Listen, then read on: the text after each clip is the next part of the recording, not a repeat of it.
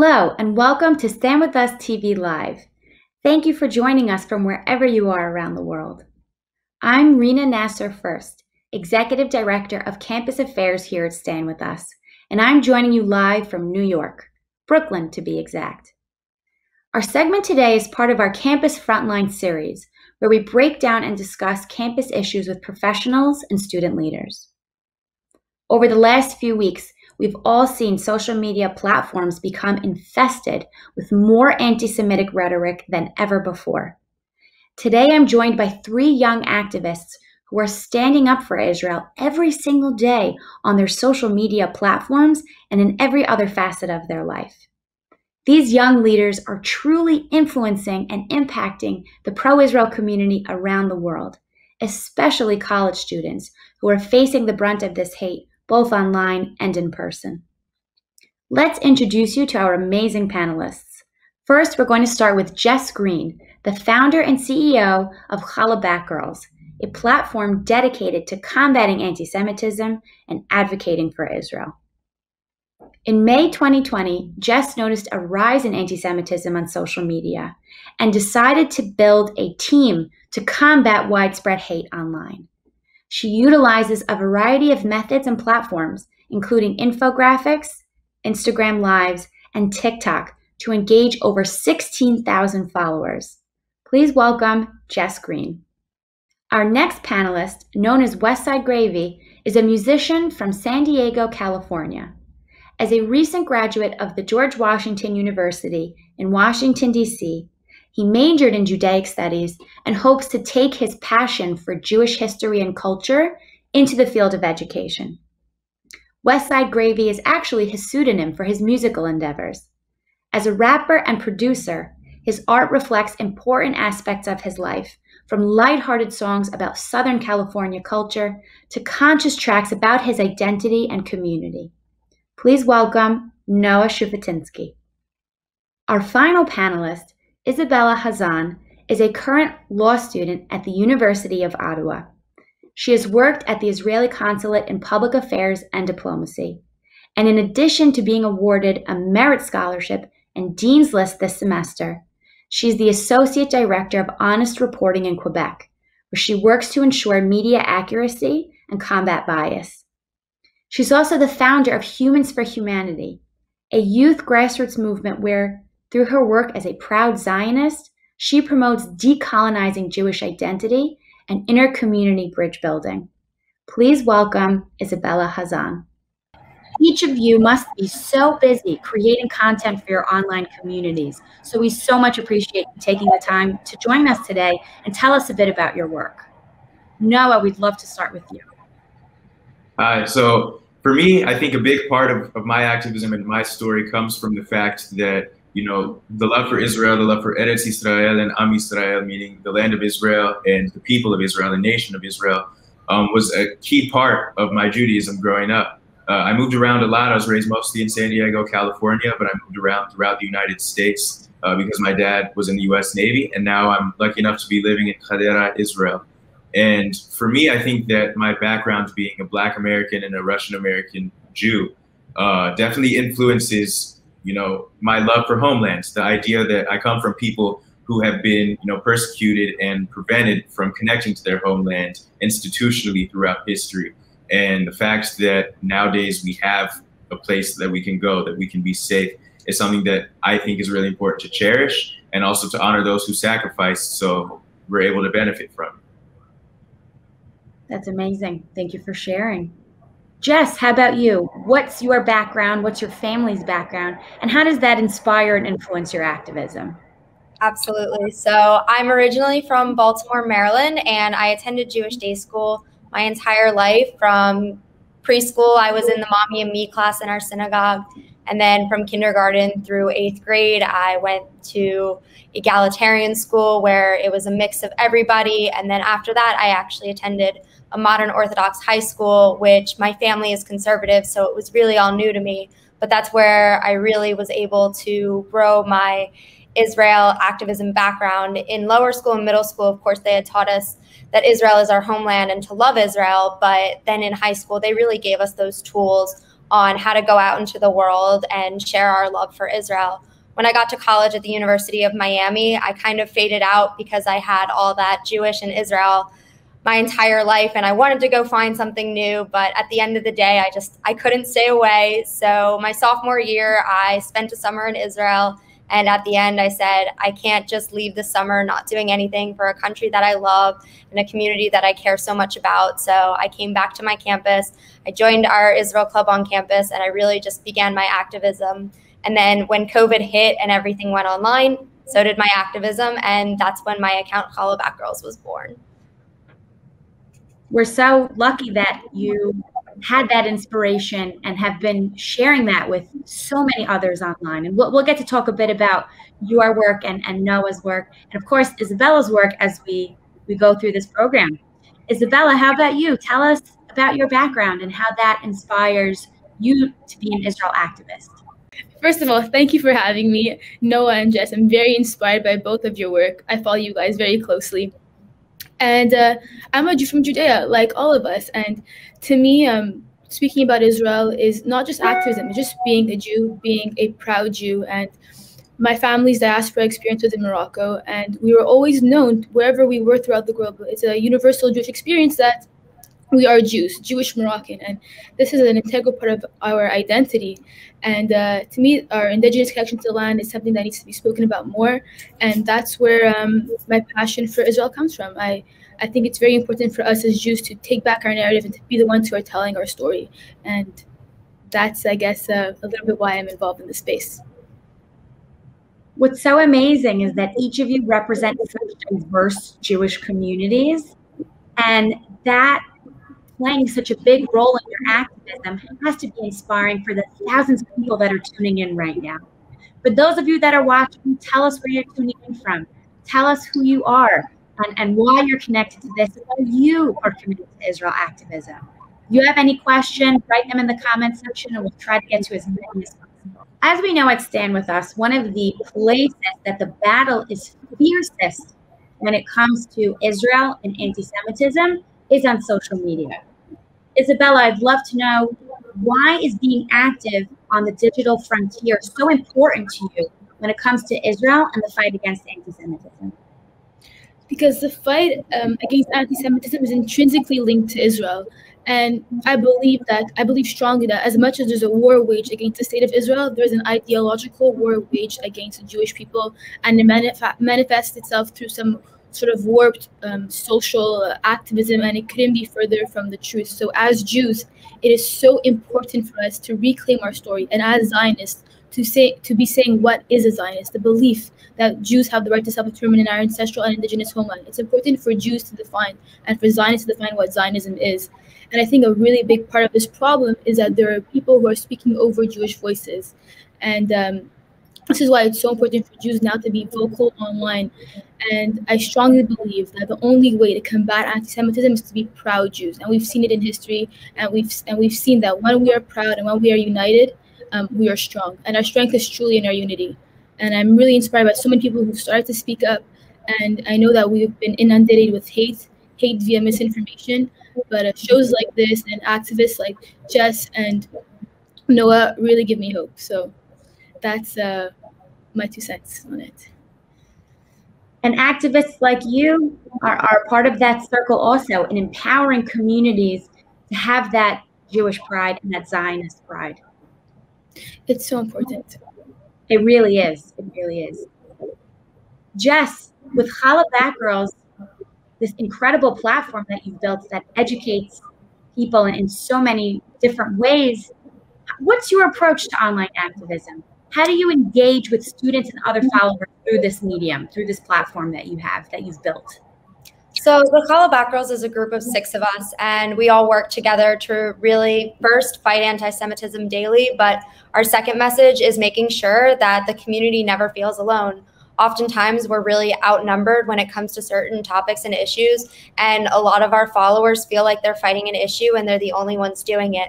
So our number one rule that we've had from day one is that we answer every single direct message that we have. that is looking for help or looking for answers. We may not get to every single one as fast as we used to be able to, but we really think it's important to have those conversations and make sure people feel that their voices are being heard. I've gotten messages from middle schoolers who have faced a bully or college students who are facing an apartheid while on campus. And it's really sad that anti-Semitism and anti-Israel sentiment exists everywhere, but when we're together and we know that we're not alone and we have each other's backs, then we're able to come together and just push out our narrative and push out our message. So we just really don't feel alone. That's amazing. Speaking of messages that really, and messaging that really speaks to people and gets through to people, Noah, your music career, your music and your lyrics carry this important message that Isabella and Jess were talking about. What do you hope your audiences will learn and gain from your music? So I think that the first thing that's important is to use my music as a platform to actually educate people about whether it's topics related to Jewish history, culture, and also my own personal experience and the experience of my family being a Black Russian Jew.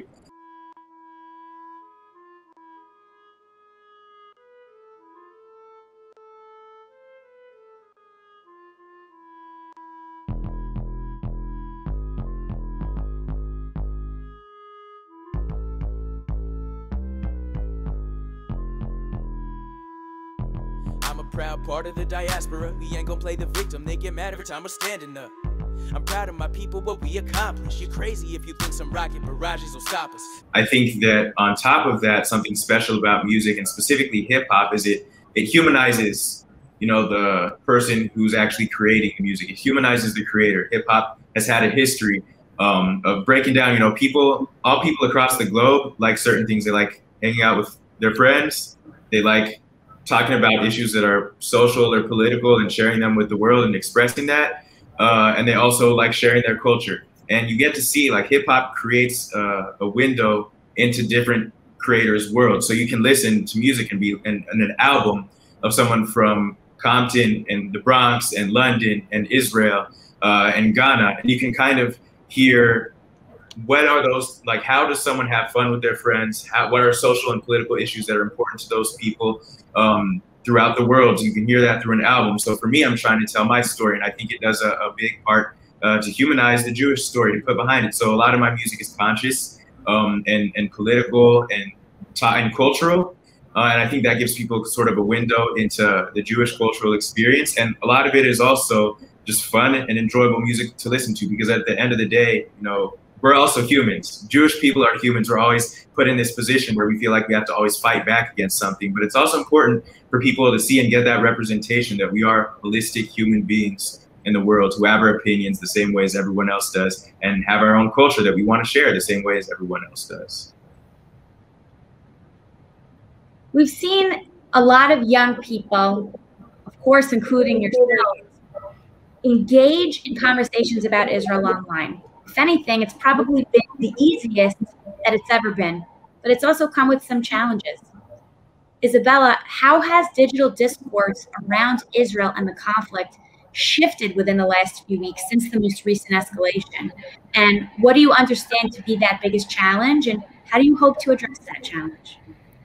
So for me, I feel like the challenge is that it's way more mainstream now, and it's way more obvious, and it's impossible to ignore at this point. I have so many Jewish students and really young ones who message me saying, what do I do? I feel like deleting my Instagram. I don't want to go on Instagram anymore. But the best way is to speak up and to combat this hate via misinformation, to bring out, you know, true information. Because as long as we don't combat these narratives head on, it won't fix the problem. And this cycle will continue. There will be another escalation between Gaza and Israel. And in order to avoid that in the future, we need to take back our narrative. And for me, this became way more personal. I've had people in security tell me to stop posting. Recently, there was a protest here in Montreal, and well, really a gathering, but there was a counter-protesting protest that came and attacked the Jewish gathering, and my face was circulated, and someone was arrested. He was sharing pictures of me and actually came to the Jewish community to act on his threats. My number was leaked.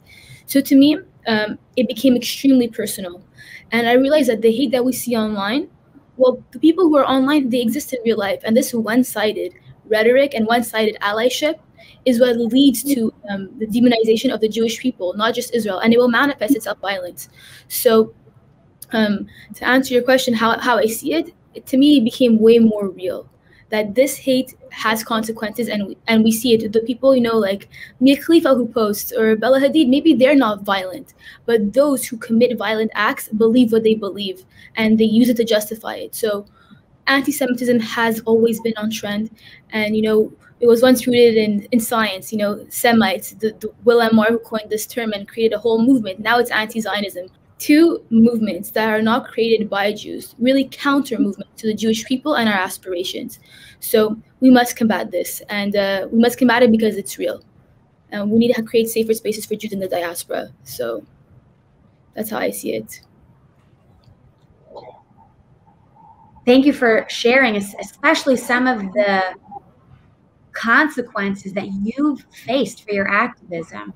Noah, have you faced similar consequences? Have you had any sort of negative reaction to your activism? And if so, what's that been like?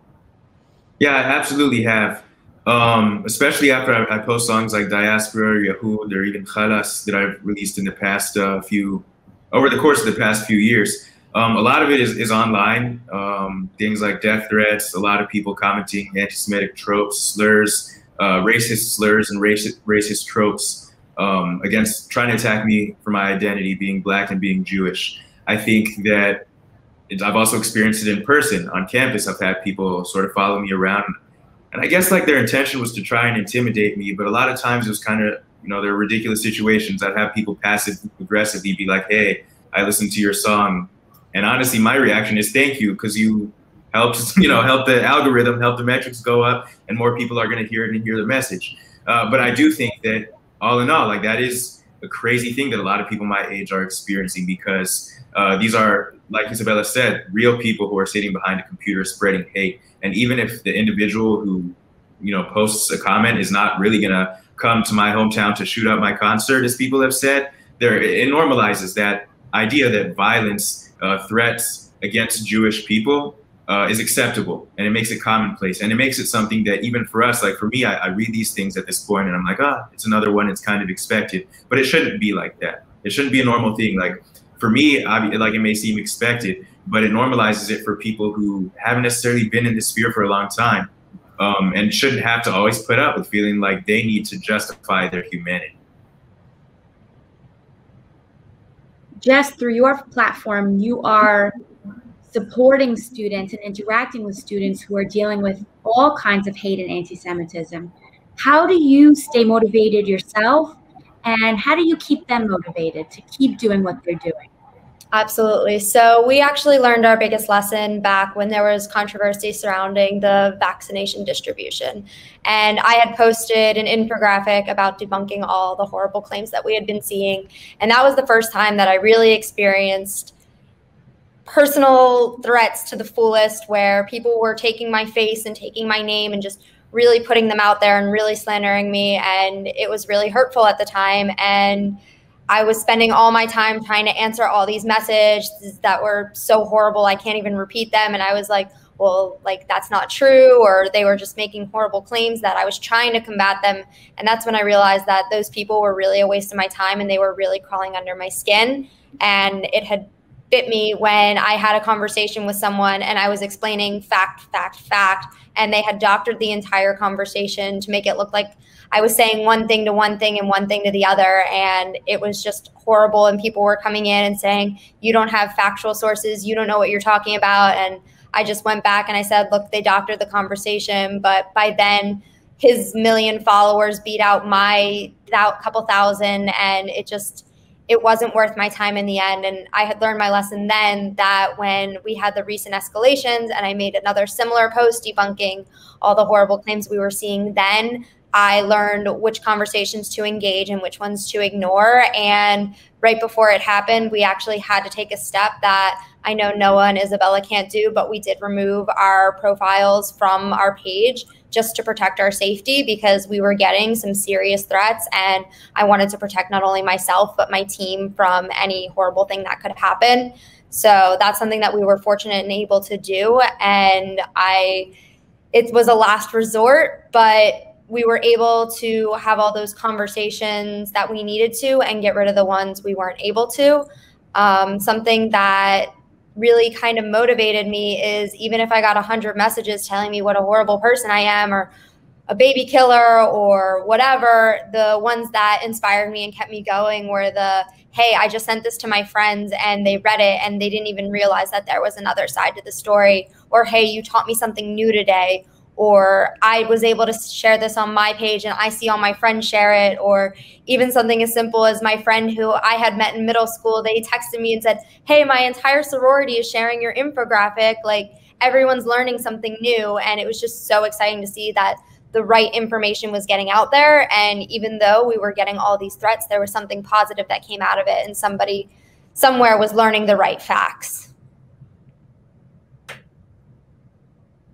As content creators in this space, each of you have shared very significant and sombering challenges, not just challenging the things you're sharing, but harassment and bullying. With that being said, with all those challenges you've been facing, each of you have remained so motivated, so inspired, and you've in turn inspired an entire community. What would you define as your biggest success in your work? Something that is just so exciting that you've been able to accomplish? Jess, let's start with you. So one of the things about Calabat Girls is when we started, we were really one of a kind, that these infographic accounts just didn't exist back in July when we started. There were amazing influencers out there like Isabella and Noah, and there were just no accounts posting infographics. It was just people leaving comments on walls and going into arguments all day long, and it really wasn't going anywhere. And now when you log onto Instagram and you look at who we're following or within our network, there's at least a few dozen of these accounts that are really working and creating their own accounts. And it's not just us out there, that we now have this whole community of people creating this information out there, that we're not the only ones, and that we've inspired all of these accounts to follow suit. And some of them are even more successful than we are. And we remember them when they first started, and we wish them luck. And now we're all on the same page and we're all fighting the same fight. And it was just so exciting to be in that community and watching them grow. That's amazing. Isabella, what would you say is a big success in your digital activism that you're really proud of? That's a hard question because it's hard to measure impact. Two things come to mind, and we're Jewish, we like to talk, so I'm going to give them both, so please forgive me. The first one was one that was really recent. With the escalation that just happened, I decided to host a Zoom for Jewish people, young, old, to let out some steam, to learn about our identity, to be empowered ideologically. I thought it was going to be an Israel Advocacy 101. I had no idea what was getting into. It was the first Zoom I hosted. I had just gotten more followers. I was like, I'm getting so many messages. Why not everyone together? It was the most powerful event I have ever attended, and it was on Zoom. There were students who were crying, adults who were crying, and it was when the tensions were very high. I know there was this 14-year-old girl who lost her best friend because she called her a Nazi, and she's the granddaughter of actual Holocaust survivors. And it made everything so real. And yes, we learned about our Jewish identity, but everybody felt supported. And as Jews, we're not that many, so our strength is truly in our unity.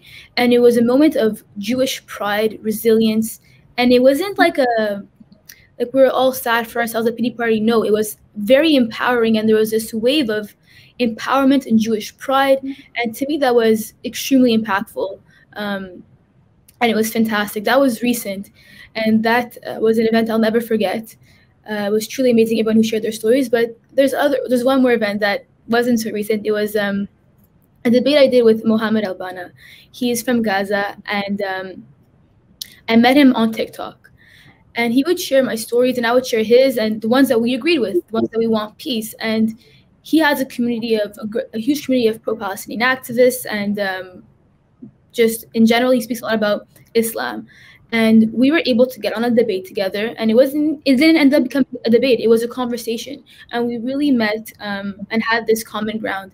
And to me, that was extremely impactful because I had people from his following who would message me saying, "Oh, what hair products do you use?" And it truly humanized Jews and Israelis. So I guess both of these examples show that there's hope. One, that Jews are empowered, and two, that when we are empowered and we know our story, we are able to create these bridges, and we're able to build. We might not have the answer to peace right away, but we could connect and show the humanity in Israelis and in Jews, and truly find common ground. So those are two examples where I thought were had impact, and I'm happy to have been a part of it and to have led it. Tremendous, really, really tremendous. Noah, as an accomplished musician, an amazing rapper, and a very dedicated activist, what would you say are some of your biggest successes? I think that for me, a lot. It's also kind of hard for me to think about like how to measure success. I think every time I release a song, to a certain extent, it's a success because it's sharing a piece of me and my opinion with the world, and adding to that, humanization of Jewish people and of the nation, of the people of Israel. And also, I think that performance has like a great, effect on or is a great way that I define success. So I was able to perform at APAC right before COVID-19 really began spreading. And I was able to perform actually with Jukebox, who is, an amazing a cappella group from the Washington, D.C. area. And being able to take my song Diaspora and put it into, a completely like live form in front of a bunch of other people from all different walks of life, even from all sorts of different countries, who were all in an event to love Israel and to show, our connection to Israel was really powerful. And I think that honestly, the most impactful, successful, like the most satisfied I feel has been something in the past couple of years that I've been doing a lot of, which is performing and also doing workshops and talks for different youth groups. And something that we always do is, we'll listen to my song, analyze it a little bit. Usually it's Diaspora. And afterwards, these groups will break off into different like breakout rooms or smaller groups and actually write their own verses for Diaspora. And it's sort of like, imagine that you're featured on this song. What would you have to say about your connection to Israel? And it's really cool because you get to see a lot of people who throw in their story into the mix. And for me, it's just seeing a bunch of people who maybe even a lot of them aren't necessarily like hip hop artists, but be able to step out of their comfort zone and find a creative way to express, and even just experiment with a creative way to express their love for Israel is really empowering for me. And it's also really cool just to hear what they come up with. And honestly, it leaves me inspired every time, because I'll have like 15 minutes to write a verse and it'll be so powerful. And it'll show how like there's this collective narrative of the Jewish people that includes a lot of different and diverse aspects, and it can all be like connected and wrapped up into one song. And for me, hearing those has honestly been like the most satisfied I've felt, and shown that like, wow, I can actually be successful in helping spread a message, and also successful in gaining inspiration from my sisters and brothers. I just want to say, Noah, you never miss. His tone and his voice is so powerful. I listened to your songs on the way to work, especially when those tensions were high and you released a new song. It was right on time, right when everybody needed to hear it. I showed it to my friends, and Noah's Diaspora is the Jewish diaspora anthem, and he's being so humble. But I will say, like, I have got, just by sharing your songs, I've had people message me, "This is so amazing! Wow!" Or like the live, like Bad Yehud, and it makes Israel and the Jewish story or activism, advocacy, not nerdy and cool. So that's why I think Noah, like, it's super inspiring, and I love it. I have to say it. Sorry. Thank you. Each of you in your work really saw a niche, and you sought to fill that niche. And it has been especially valuable for students and other members of the Jewish community and the pro-Israel community around the world. And this year has shown us so many different challenges, from the pandemic to increased anti-Semitism. But in celebrating your successes, it's the most empowering thing, and it reminds us to continue doing what we're doing. Over the past year at Stand With Us, we've educated and engaged over 170,000 students, college campuses all around the world. And that's just from our campus work. At over 250 universities, our student leaders stood and continue to stand proudly for Israel and combat anti-Semitism wherever they see it. Whether it's from BDS campaigns, anti-Semitic professors, hate symbols, or vandalism on campus, Stand With Us has been able to support these leaders by providing them with resources, support, and action in every step of the way. And your work is only continuing that mission of empowering, inspiring, engaging, and educating the next generation of student leaders, as all of you are. For the thousands of students that are tuning in all around the world, how can they follow in your footsteps? What's some advice that you'd give them, or how they can start their own activism journeys? Noah, what do you think? So I think first and foremost, it's really important to recognize that, you know, it's your footsteps that are pushing the whole group forward. So I think that already, like, the fact that you're part of this movement is inspirational and gives, you know, all of us what the inspiration that we need to continue and do the work that we do. It's honestly the messages and the infographics and the stories that I've seen people post and share with me that gave me the inspiration to write the last song that I wrote and released when all the tensions were really high. So I think that's something that's really important to recognize. So keep doing what you're doing. And I think the second part of that is really just find your passion. Like right here, we have like Jess with the Chala Back Girls. It's really revolutionary. It's revolutionary. We revolutionized the way that we share information and talk about our identity and culture in this age of social media where so many people from all around the world can be accessed. And Isabella, with, you know, all the different work you do, and especially I think like the constant like Instagram Live and conversations that you have across various platforms, it really provides the opportunity, like you said, to humanize people and humanize our culture and really build bridges where they wouldn't have been before, even just based on like human experience instead of just numbers and propaganda that we see. And for me, I find that, you know, through music. That's where I find my inspiration and my skill to be able to share my story and my culture. And I think that that just goes to show that there's so many different ways and different passions that people have. And if you asked me 5 years ago if a huge part of my music would necessarily be related to this aspect of my identity, I wouldn't say no, because I think that I've always shared my identity in my music. I've never hid from it, and I've always been honest about telling my story. And I also wouldn't necessarily have expected it just because of the way that, you know, being a part of this community in general has impacted my story. So I think that there's always a way to pursue your passion and leave it open to be honest and actually put your own story into that passion to share it with the world. Isabella, with your activism and everything you've accomplished, what advice would you give for the students tuning in and how they could follow in your footsteps and pursue their own journeys in activism? So I think that as Jews, we need to come together as a collective. And the only way to combat anti-Semitism is to be proud Jews and to be united in our fight. And we as a people have so many strengths and different strengths. People are more artistic. People want to be more behind the scenes. And all four of us here on this panel are using our strengths to combat anti-Semitism and to be proud Jews. And I love this quote by Barry Weiss. She said it in one of her speeches: Jews are not here to be anti-Semites. We're here to be Jews. She probably said it a little bit differently. I maybe butchered it. But the point is, we're here to be proud Jews. So whatever way we can articulate this narrative and this story and the Jewish story from a Jewish perspective, we have to do it.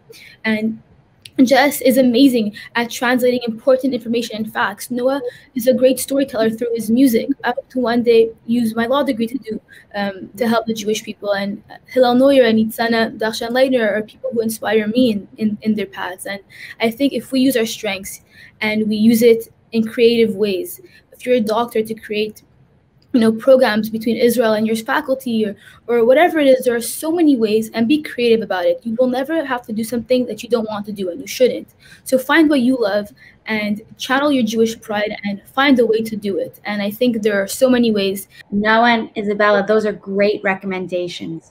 Jess, for you, with your truly unique platform that's actually a group of activists, what do you think is the best piece of advice you could give to those tuning in who want to be able to do the same thing, who want to be able to be active in the social media space and educate their peers? Absolutely. So similar to what Noah and Isabella both said, is really find what you love to do. The beauty about Chalabak Girls is when we started, I was just the graphic designer. I didn't do any of the research. I didn't do any of the information. And then I saw a topic that I really was passionate about. And now I do 50% of the information you see out there is me doing the research. And I never thought that was something I would love to do. But the marketing and the graphic design and the research all came hand in hand, and it was able to just create this beautiful outcome. But a specific piece of advice that I have is before you start whatever project you're about to embark on or conversation you're about to engage in, write why you're doing what you're doing, write what you love about your activism or a story or a memory. Just write what inspires you the most, because I've been advocating online for almost a year, and I've been advocating on campus for a few years, and it is exhausting. And there are moments where I just want to walk away from it all, but I just open up that notebook I have and I look at why I'm doing what I'm doing, and it just re-inspires me and reminds me why I'm doing what I'm doing, and I see what it accomplishes, and it's just something that I can physically hold on to and see, like, this is why I'm here, this is what I'm doing, this is the impact that I'm making. Wow. Thank you, Jess, Isabella, and Noah for joining us and for leading this important conversation. I feel tremendously inspired, and I know our viewers feel the same in knowing that you are not just the leaders of tomorrow, you're the leaders of today. You are truly leading our community in such an important way, and students and activists around the world are tuning in and have taken so much from what you shared. I know I've done the same. We applaud your work. We encourage you to keep doing what you're doing, and at Stand With Us, we're standing with you. Thank you. Thank you so much for having us. Thank you, and thank you for all that you do, and I love that way to end. It's so cute. Thank you for joining Stand With Us TV and this installment of our Campus Frontline series. We invite you to continue engaging with our work. If you'd like to support our efforts, you can do so by visiting standwithus.com/donate. Be sure to tune in to the next Stand With Us TV show. In the meantime, lahitraot. See you soon.